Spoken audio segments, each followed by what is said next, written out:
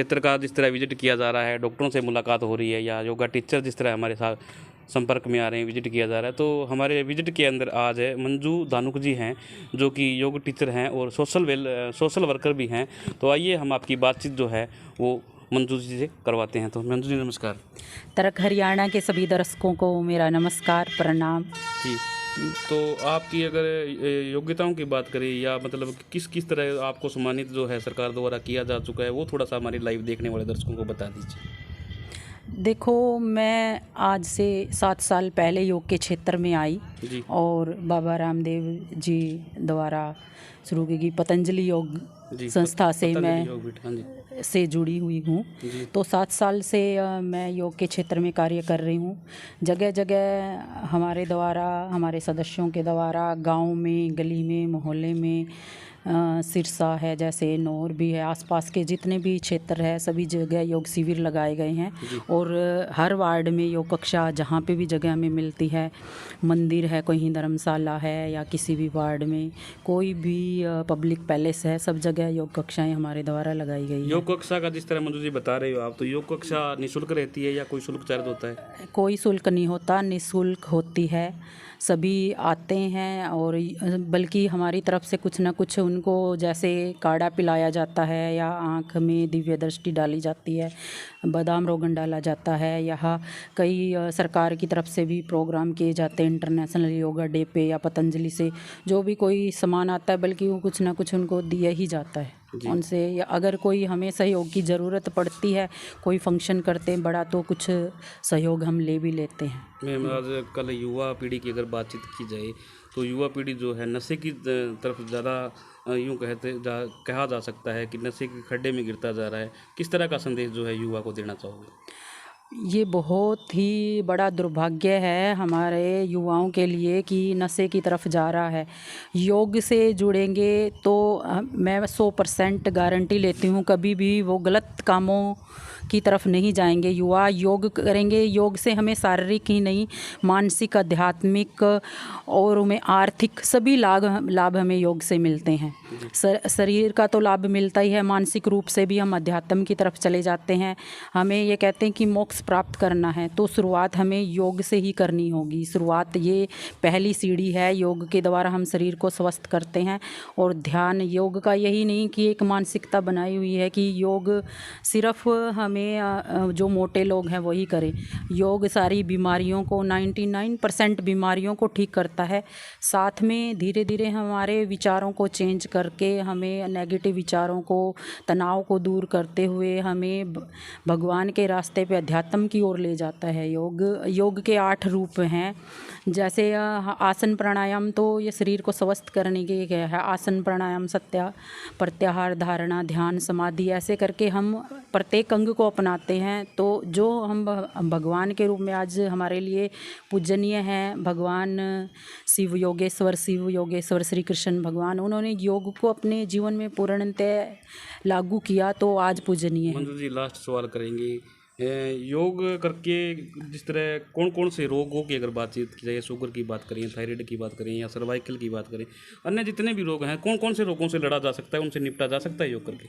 देखो, मैं कहूँगी कि 99% बीमारियों को हम योग से ठीक कर सकते हैं। योग के साथ साथ हम थोड़ी हेल्प हमें नेचुरोपैथी, आयुर्वेद, अपने खान पान को भी साथ लेके चलना पड़ेगा, तो हम सभी बीमारियों को बिना एलोपैथी के ठीक कर सकते हैं, मेरी ये मानना है। और मेरी योग कक्षा में काफ़ी लोगों ने, हार्ट के पेशेंट, शुगर, बीपी तो नॉर्मल चीज़ें हैं, घुटनों के दर्द है, बहुत सारी महिलाओं से संबंधित बीमारियां हैं, पीरियड से संबंधी, यूटर्स में गांठें हो जाती है, ब्रेस्ट में कैंसर हो जाता है, तो कैंसर तक के पेशेंट, किडनी तक के पेशेंट, टाइम लंबा ज़रूर लगता है जो बीमारियां होती है, पर लाभ ज़रूर मिलता है। जी।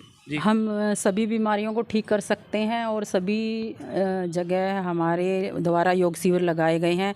हमारा और हमारी टीम का मकसद यही है कि पूरे एलनाबाद ही नहीं, हमारा पूरा भारत स्वस्थ हो योग के द्वारा। और सरकार को भी मैं एक निर्देश देना चाहते हैं कि अगर जितना पैसा हॉस्पिटलों पे, दवाइयों पे खर्च किया जा रहा है, अगर उतना पैसा योग शिक्षकों को भर्ती करके या योग शिक्षकों को देकर किया जाए, खर्च किया जाए तो लोगों को हम बिना गोली दवाई के, बिना हॉस्पिटल के कहीं न घर कहीं पे सुधार स्वस्थ किया कर जा- सकते हैं।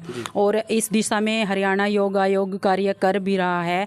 हरियाणा सरकार के द्वारा हरियाणा योग आयोग बनाया गया है और वो अच्छा कार्य कर रहे हैं। डॉक्टर जयदीप आर्य जी के निर्देशन में बहुत अच्छा कार्य कर रहे हैं और हम जैसे योग शिक्षकों के हौसला बढ़ाने के लिए वो योग प्रतियोगिताएं भी रखता है। और महिला दिवस पर मुझे हरियाणा में सबसे अच्छा कार्य करने के लिए योग के क्षेत्र में सम्मानित किया गया, बेस्ट योगा टीचर अवार्ड दिया गया।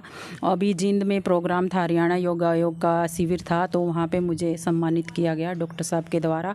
और मैं हरियाणा योग आयोग की पूरी टीम का और बाबा रामदेव जी को मैं सत सत नमन करती हूँ। उनके एक इतने अच्छे कार्यों के कारण ही हम सिंपल गृहिणी जो घर पे रह के चूल्हा चौका संभाल रही थी, आज अपने नाम से पहचान है, अपने साथ साथ अपने परिवार को स्वस्थ रख रहे हैं, खुद स्वस्थ हैं। और मेरे पूरे क्षेत्र को जो बीमारियां हैं वो हम प्राणायाम से ठीक कर सकते हैं। जैसे भस्त्रिका प्राणायाम है, जो हमारे फेफड़ों के रोग हैं उनके लिए, जो फेफड़ों से ऊपर के रोग हैं, माइंड से रिलेटेड जो प्रॉब्लम है, सांस है, दमा है, अस्थमा है, वो बीमारी हम ठीक कर सकते हैं। नाक से लंबा गहरा सांस लेना है, पहली उंगली और अंगूठा मिला के रखना है और लंबा गहरा सांस भरना है।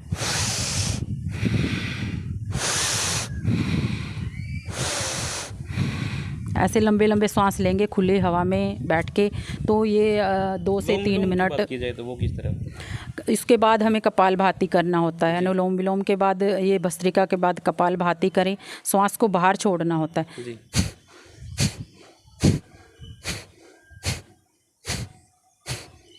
श्वास को बाहर छोड़ना है, सिर्फ एक्सहेल करना है। इसका फायदा जो क्या? इसका बहुत सारे फ़ायदे हैं। जैसे कपाल का मतलब होता है माथा, भाती का मतलब चमक, चेहरे पे चमक लाने वाला। किसी भी हिस्से में हमारे गांठ हो जाती है वो अपने आप पिघल जाती है। पेट में गैस, एसिडिटी रहती है। महिलाओं को जो भी प्रॉब्लम है महिलाओं से रिलेटेड, थायराइड में, शुगर में, और बहुत सारे रोग हैं ऐसे जो कपालभाति से हम ठीक कर सकते हैं, बीमारियों को क्योर कर सकते हैं। ऐसे ही अनुलोम विलोम है। हम कपालभाति को, जैसे नॉर्मल पर्सन है तो 10 मिनट कर सकता है स्वस्थ व्यक्ति, और बाकी अपनी बीमारी से 15-20 मिनट। और जिसको बहुत क्रोनिक डिजीज हैं, जैसे बड़ी बीमारियां हैं, तो वो आधा घंटा तक कपालभाति कर सकता है। और ऐसे ही अनुलोम विलोम करना होता है। अनुलोम विलोम में क्या है कि ये हमने पहली उंगली अंगूठे की जड़ में मिलानी है, बीच की 2 उंगलियां और अंगूठा यूज करना है जी। और राइट हैंड लेना है। राइट हैंड से राइट नोज बंद करना है और लेफ़्ट से श्वास को भरना है। फिर बीच की 2 उंगलियों से लेफ़्ट नोस्ट्रल को बंद कर लेंगे और राइट से श्वास को बाहर निकालेंगे। फिर वापस भरें, अंगूठे से बंद कर लेंगे। ऐसे ही पहले श्वास को बाहर छोड़ें लंबा गहरा और सहजता से भरें। नोज को बंद करें, श्वास को छोड़ें, वापस भरें।